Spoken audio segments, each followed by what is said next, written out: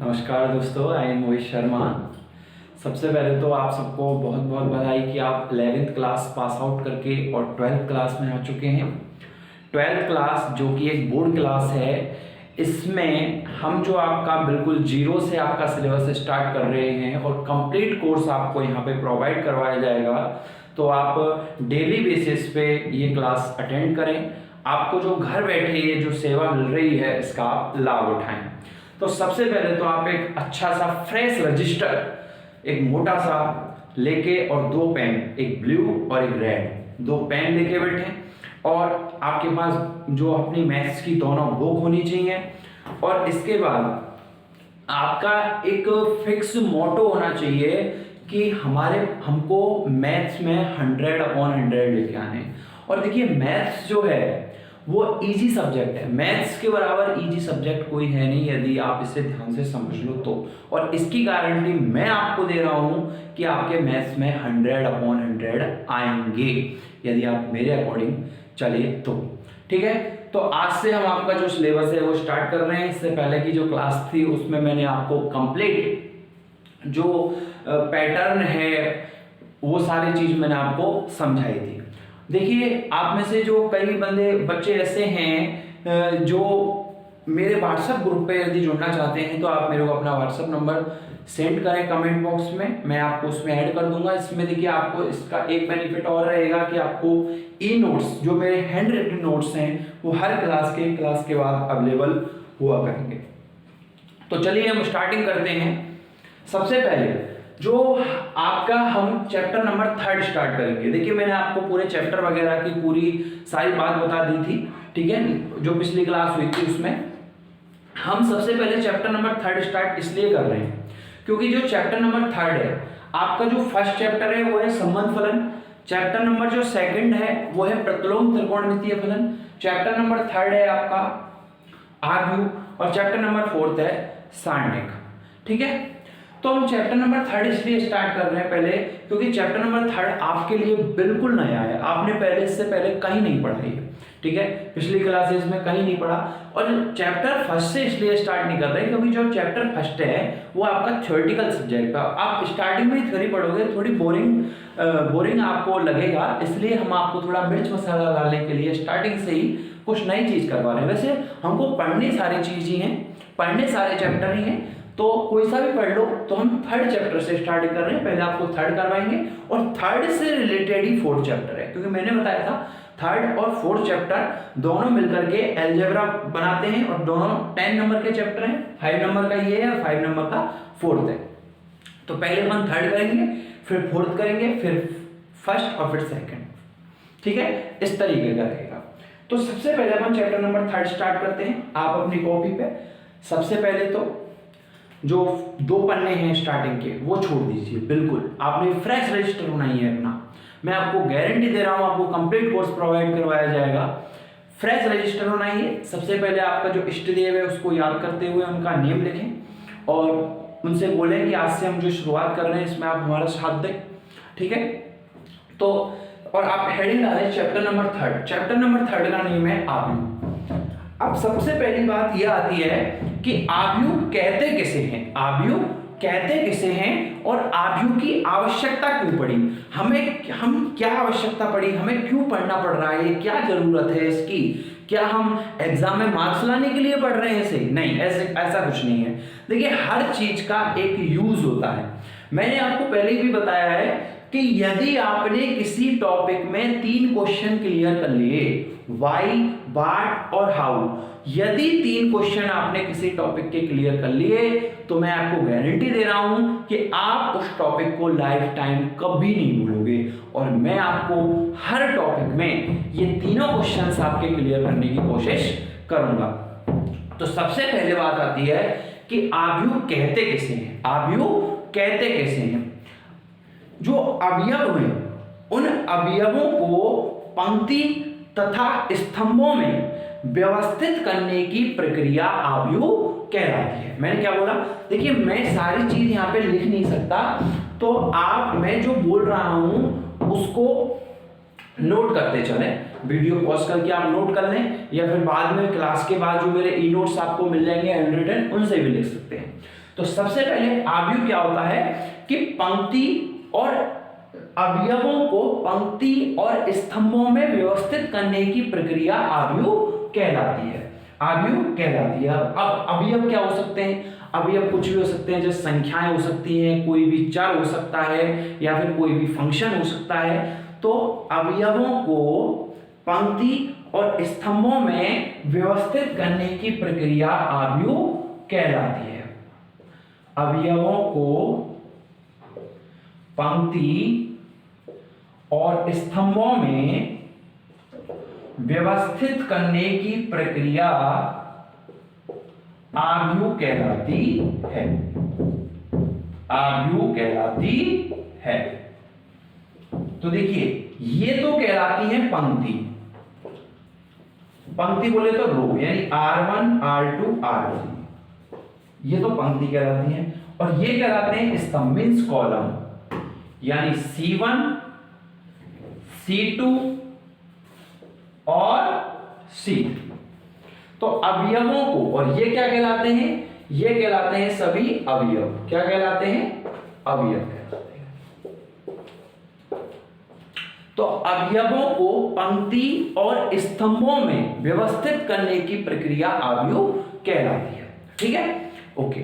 अब आपने देखिए 11वीं क्लास में पढ़ा है कि अवयवों को क्रम में व्यवस्थित करने की प्रक्रिया क्रमचय, अवयवों को पंक्ति और स्तंभों में व्यवस्थित करने की प्रक्रिया आव्यूह कहलाती है, और अवयवों को क्रम में व्यवस्थित करने की प्रक्रिया क्रमचय, और अवयवों को कितने क्रम में व्यवस्थित किया जा सकता है।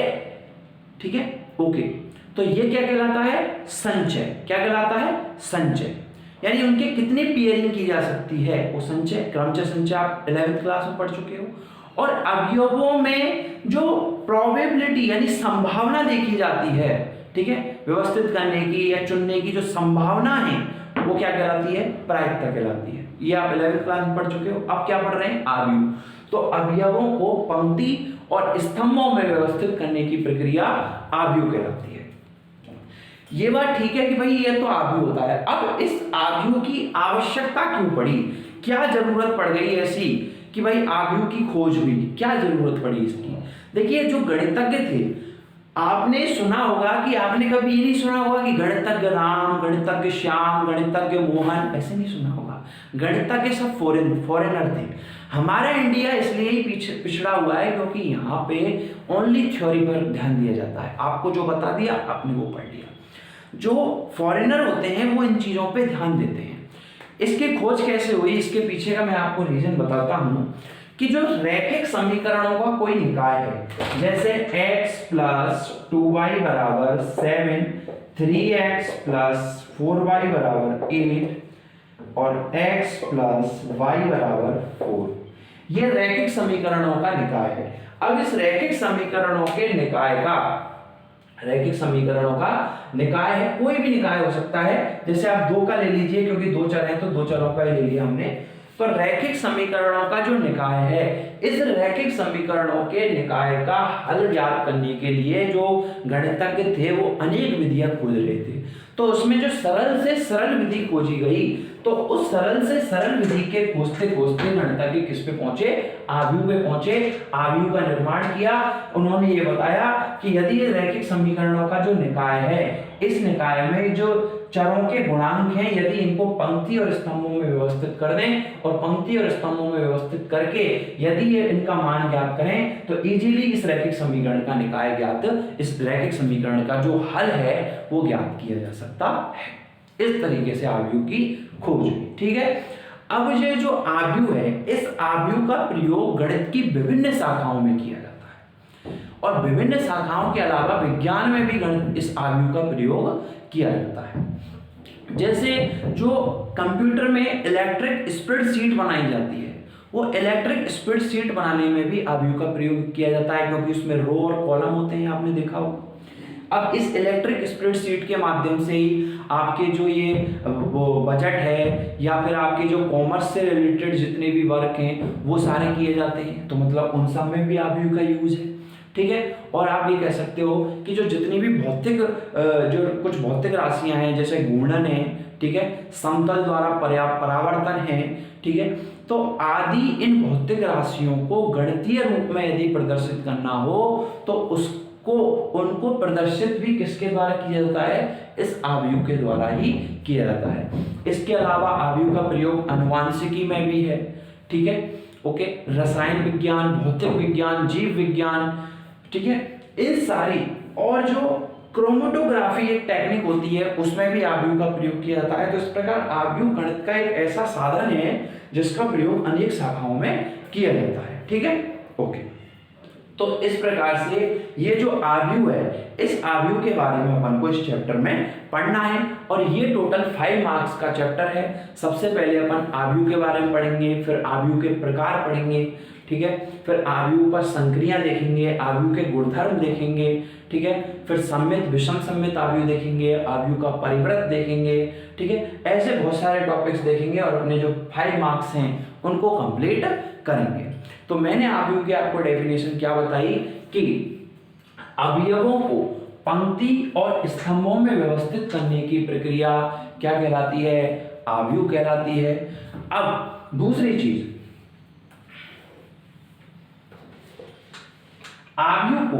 आव्यूह को देखिए, ये सारे नोट्स में से आपको मिल जाएंगे और आप लिखना चाहो तो लिख सकते हैं कि आव्यूह को, ठीक है, इस डब्बे से या इस डब्बे से या इस डब्बे से प्रदर्शित करते हैं। आव्यूह को इन 3 डब्बों से प्रदर्शित करते हैं, 3 डब्बों से प्रदर्शित करते हैं, किसी भी डब्बे से प्रदर्शित कर सकते हैं आप आव्यूह को। लेकिन आपके जो एनसीईआरटी की बुक है, इसमें आव्यूह को इस आयताकार डब्बे से व्यक्त किया गया है। आप इससे भी व्यक्त कर सकते हैं, इससे भी कर सकते हैं, लेकिन आपके जो बुक है उसमें आव्यूह को इस आयताकार डब्बे से व्यक्त किया गया है। क्लियर है यहां तक? ठीक है। इसके बाद अब मैं आपसे बोलूं कि A11 का मतलब क्या है? A11 का मतलब होता है पहली पंक्ति और पहले स्तंभ का अवयव। यानी ये जो पहले लिखा होता है ये होता है पंक्ति और ये होता है स्तंभ। जैसे मान लीजिए मैं आपसे बोलूं AIJ का मतलब है आईवी पंक्ति और जेवे स्तंभ का अवयव। यानी पहले पंक्ति आती है और फिर स्तंभ आता है। अब आपका क्वेश्चन यहाँ ये रहेगा कि सर यहाँ AIJ ही क्यों आया या AMN क्यों नहीं आया? IJ इसलिए आया क्योंकि जो सदिश से लिया गया है, ये सदिश में जो एक्स एक्सिस की जो डायरेक्शन होती है उसे I से दर्शाते हैं और वाई एक्सिस की डायरेक्शन उसको J से दर्शाते हैं, इसलिए यहाँ I और J यूज किए गए हैं। तो AIJ का मतलब क्या है? आईवी पंक्ति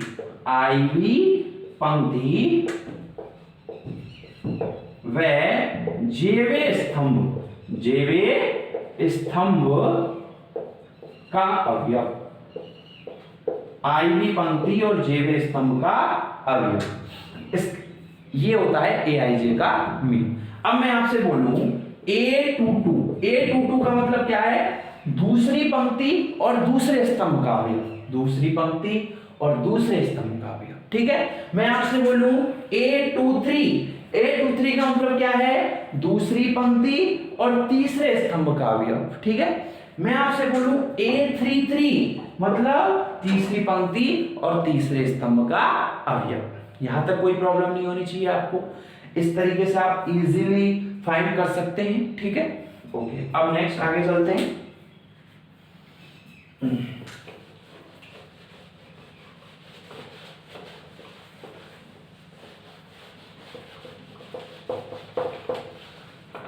नेक्स्ट आता है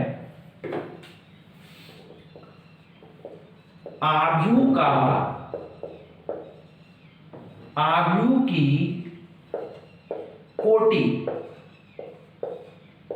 या क्रम। और इसको इंग्लिश में क्या बोलते हैं? इसको इंग्लिश में बोलते हैं बेटा ऑर्डर। क्या बोलते हैं? ऑर्डर बोलते हैं। जैसे मान लीजिए कोई एक आव्यूह है एक चीज हमेशा याद रखना कि आव्यूह जो होता है उस आव्यूह को हमेशा अंग्रेजी वर्णमाला के कैपिटल लेटर्स के द्वारा शो किया जाता है। कोई भी आव्यूह तो उसे A B C, A B C, X Y Z, तो आव्यूह को हमेशा अंग्रेजी वर्णमाला के कैपिटल लेटर के द्वारा शो किया जाता है। अब आव्यूह की कोटि या क्रम क्या होता है, जैसे मान लीजिए ये आव्यूह है आपका A11, A12, A13, A21, A22, A23, A31, A32, A33। तो आव्यूह में ये क्या होती है रो और ये क्या होते हैं कॉलम। तो आव्यूह की कोटि या क्रम क्या होती है RYC यानी रामलाल चौधरी होती है।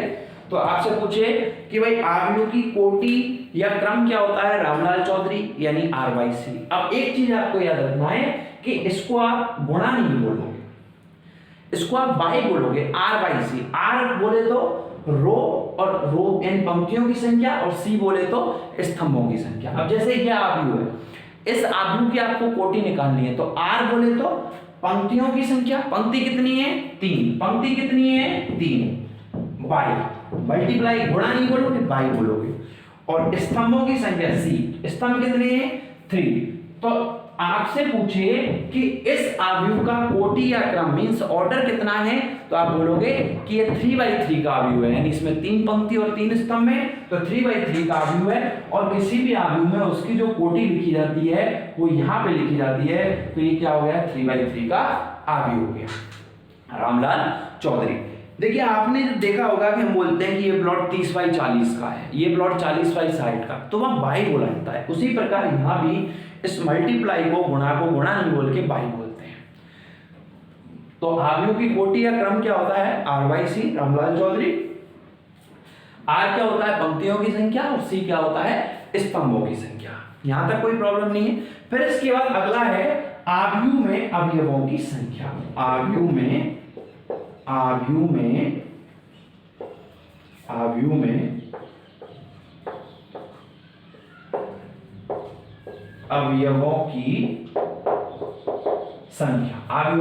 की संख्या। देखिए कोई भी अवयव है तो उसके अंदर ये जो एलिमेंट्स होते हैं ये अवयव कहलाते हैं, तो इनकी संख्या कैसे ज्ञात की जाती है, तो आव्यूह में अवयवों की संख्या होती है R × C, यानी आव्यूह की जो पंक्ति हैं और स्तंभ में उनकी संख्या का मल्टीप्लाई करने पर जो वैल्यू आती है वो उस आव्यूह में क्या होती है अवयवों की संख्या होती है। फॉर एग्जांपल जैसे कोई ये आव्यूह है, इसमें पंक्ति कितनी है 3 और स्तंभ कितने हैं 3, तो पंक्तियों की संख्या 3 हो गई, स्तंभों की संख्या 3 हो गई, यानी इसको देखिए डॉट से लिखते हैं, तो इसमें एलिमेंट्स कितने हो गए 9, तो 9 ही है। क्लियर है यहां तक, कोई दिक्कत नहीं है, ठीक है। अब इससे रिलेटेड कुछ चटनी मिर्च मसाला आपको दिया जाए, कुछ क्वेश्चंस आपको करवाए जाए। 1 नंबर का क्वेश्चन यहाँ से आपका आता है, उसको देखिए कंप्लीट करवाते हैं, कुछ क्वेश्चंस लेते हैं आपके इनसे रिलेटेड, जिससे सारे आपकी जो डाउट्स हैं वो क्लियर हो सके। जैसे देखिए बेटा आनंद आ जाएगा आपको, मैं आपसे ये प्रॉमिस कर रहा हूँ, आप कंटिन्यू हमारे साथ बने रहें। आपको ऐसी ऐसी ट्रिक्स और ऐसे ऐसे कंसेप्टों के साथ मैथ्स पढ़ाई जाएगी कि आप बोल दोगे सर मजा आ गया। ठीक है, एक क्वेश्चन लेते हैं कि जैसे एक मैट्रिक्स है 5 4 3 7 2 3 1 4 6 5 9 और 2, ये मैट्रिक्स है। ठीक है, अब इसमें आपको 3 चीजें फाइंड करनी है। सबसे पहले तो इसकी कोटि ज्ञात करनी है, सेकंड इसमें अवयवों की संख्या बतानी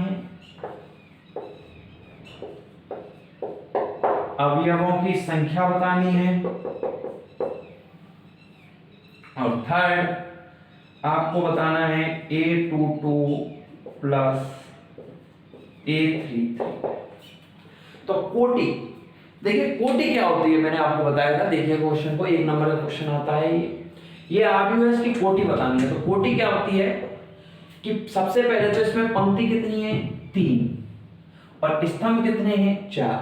तो रामलाल चौधरी R/C। तो कोटि होती क्या है, R/C। R क्या होती है, पंक्तियों की संख्या, और C क्या होती है, स्तंभों की संख्या। पंक्ति कितनी है, 3, और स्तंभ कितने हैं, 4। तो आव्यूह की कोटि क्या हो गई, 3/4 हो गई। ठीक है, ओके। अब क्या कह रहा है, अवयवों की संख्या, कि आव्यूह में अवयवों की संख्या कितनी है। तो संख्या ज्ञात करने के लिए जो R और C मतलब पंक्ति और स्तंभों की संख्या है, उनका आपस में मल्टीप्लाई कर देंगे, और मल्टीप्लाई करने के बाद जो वैल्यू आएगी वही उतने ही उसमें एलिमेंट होंगे। तो कितनी आ गई, 4 × 3 यानी 12। तो अवयवों की संख्या कितनी है, 12। ठीक है। अब कह रहा है A22 प्लस A33 की जो वैल्यू है वो फाइंड करनी है। तो A22 का मींस क्या है, A22 का मींस क्या है, A22 का मींस है दूसरी पंक्ति और दूसरे स्तंभ का अवयव। तो ये पहली पंक्ति, ये दूसरी पंक्ति, ये पहला स्तंभ, ये दूसरा स्तंभ। तो ये हो गया A22। तो A22 कितना आ गया, 3 आ गया, प्लस A33 यानी तीसरी पंक्ति और तीसरा स्तंभ, तीसरी पंक्ति और तीसरा स्तंभ हो गया भैया A33। तो A33 यानी 9 + 3 यानी 12। तो ये कितना आ गया, 12। और ये हमारा आंसर, बोलो बांके बिहारी लाल की जय। ठीक है, तो इस प्रकार से ये क्वेश्चन हो गया। एक टाइप का क्वेश्चन तो ये हो गया। देखिए मैं आपको पूरा अच्छे से मैटर प्रोवाइड करवा के और आपको ज्यादा से ज्यादा एग्जांपल क्वेश्चंस करवा के और आपको सारा मैटर प्रोवाइड करवाऊंगा। फिर आपको जो एक्सरसाइज होती है वो एक्सरसाइज आपको खुद करनी है, आप खुद करोगे अपने आप। वैसे तो मैं सारे क्वेश्चंस करवाऊंगा, लेकिन आप बोलोगे नहीं सर इसको तो हम इजीली कर लेंगे, क्योंकि मैथमेटिक्स एक क्या है, प्रैक्टिस सब्जेक्ट है। आप जितनी अच्छी प्रैक्टिस करोगे उतनी ही आप मार्किंग अच्छी कर पाओगे। ठीक है, तो एक टाइप का क्वेश्चन तो ये हो गया। अब दूसरे टाइप का क्वेश्चन, 1 नंबर आज आपके यहाँ पे तैयार हो जाएंगे इस क्लास में। 80 में से जो 1 मार्क का जो है वो तो रेडी हो जाएगा। एक टाइप का क्वेश्चन तो ये हो गया। अब सेकंड टाइप का क्वेश्चन देखिए। सेकंड टाइप का क्वेश्चन है कि यदि किसी आव्यूह में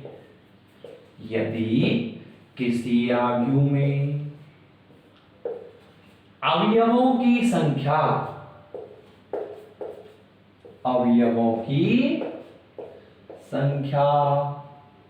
कितनी है, 18 है। तो आव्यूह की कोटि ज्ञात करो। आव्यूह की कोटि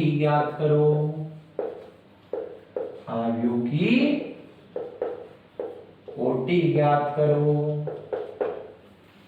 देखिए कोई आव्यूह है, अब यहां उल्टा कर दिया। पहले तो आपसे उसने कोटि दी और कोटि देकर के अवयवों की संख्या पूछ रहा था। अब यहां क्या कर रहा है कि आपसे अवयवों की संख्या दी है उसने।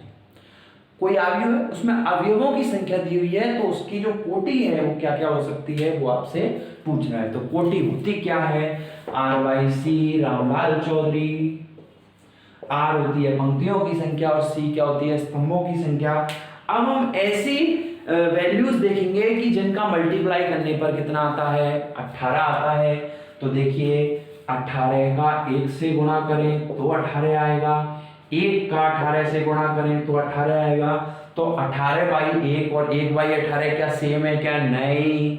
18/1 का मतलब क्या है कि एक ऐसी आव्यूह है जिसमें पंक्तियों की संख्या 18 है और स्तंभ कितने हैं, 1 है। 1/18 का मीन्स एक ऐसी आव्यूह जिसमें पंक्ति 1 है और स्तंभ कितने हैं, 18। तो बेटा ये चीज ध्यान रखना, ये दोनों अलग अलग चीजें हैं। और देखिए किस किस का मल्टीप्लाई करने पर 18 आता है। 3 का गुणा 6 से करेंगे तो 18 आएगा, और 6 का गुणा 3 से करेंगे तो 18 आएगा। 9 का गुणा 2 से करेंगे तो 18 आएगा, और 2 का गुणा 9 से करेंगे तो 18 आएगा। इसके अलावा और किसी का और कोई पॉसिबिलिटी बन रही है क्या जिन दो संख्याओं का गुणा करने पे 18 आए? बन रही है क्या? अरे बन रही है क्या? नहीं बन रही।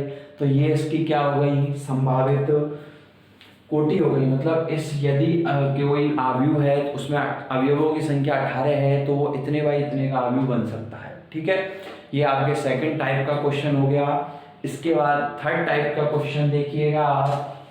देखिए कोई प्रॉब्लम है तो आप मेरे से डायरेक्ट कांटेक्ट करके पूछ सकते हैं। कंप्लीट आपको matter with details, with zero concept, कथाओं कहानियों के माध्यम से आपके सामने प्रस्तुत किया जाएगा। आनंद का भाव आपके अंदर पैदा कर देंगे, ऐसा पैदा कर देंगे कि आप बोलोगे नहीं सर मुझे तो मैथ्स से लव हो गया, मुझे तो मैथ्स के अलावा कुछ पढ़ना ही नहीं है। आनंद आ जाएगा कतई जय।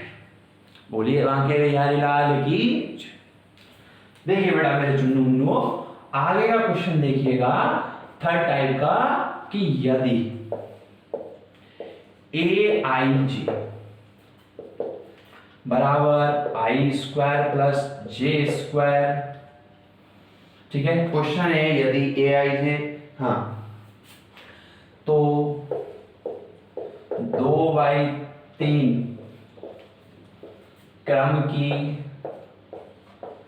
आयु ज्ञात करो, आयु ज्ञात करो।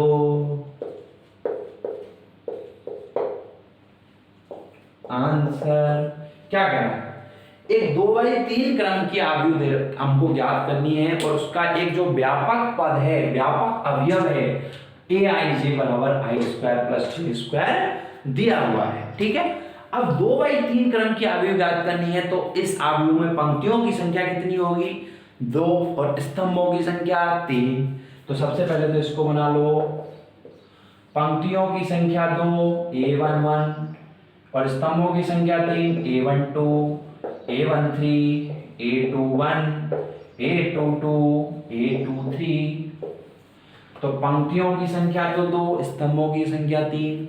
अब देखिएगा सर AIJ का मतलब क्या है? I भी पंक्ति और J भी स्तंभ का अवयव है AIJ। अब क्या है A11 का मतलब क्या है? पहली पंक्ति और पहले स्तंभ का अवयव। तो यानी I की जगह 1 आ जाएगा और J की जगह भी 1 आ जाएगा। तो A11 तो यानी 1 का स्क्वायर प्लस 1 का स्क्वायर कितना हो गया? 2 हो गया।